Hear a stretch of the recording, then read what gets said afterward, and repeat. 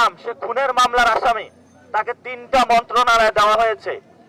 এখন আবারই সে বাংলাদেশে হলে চাঁদাবাজিকে হালাল করার চেষ্টা চালাচ্ছে। মির্জা আব্বাসের সাম্রাজ্যকে যেভাবে আমরা খান খান করেছি, এই রবিউল ইসলামের নয়নের যে চাঁদাবাজি, সন্ত্রাস, খুনের সন্ত্রাসের যে রাজত্ব আছে, এটাও কিন্তু আমরা খান খান করে দেবো ইনশাআল্লাহ। আমরা জনাব তারেক রহমানকে অনুরোধ জানাবো, আপনার প্ল্যানে কোনো চাঁদাবাজদের রাখবেন না।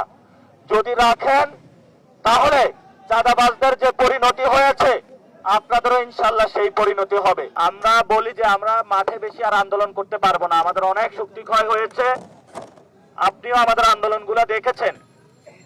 প্রিয় সালাউদ্দিন ভাই, যা যা করেছেন এখন ভুলের কাফারা দিতে শুরু করেন। প্লিজ আপনি শহীদ উসমান হাদি ভাইয়ের হত্যাকাণ্ডের যে বিচার আছে এটা দ্রুত উদ্যোগ নিন। এবং আমরা যখন মাঠে গিয়েছিলাম আপনারা অনেক কথাই বলেছেন। এখন যেহেতু মন্ত্রণালয় পেয়েছেন, তাহলে দ্রুত গতিতে এই বিচারের আপনারা উদ্যোগ নেবেন। সাথে সাথে ঢাকা 8-এর যিনি সংসদ সদস্য হয়েছেন, ওনার থেকেও আমরা এই বিষয়ে বক্তব্য চাই যে শহীদ উসমান হাদি ভাইয়ের হত্যাকাণ্ডের বিচারের বিষয়ে উনি কি করবেন, এটা আমরা সুস্পষ্ট উদ্যোগ চাই। এবং আপনারা জানেন যে সামনে রমজানের পরেই ঈদ আসতেছে।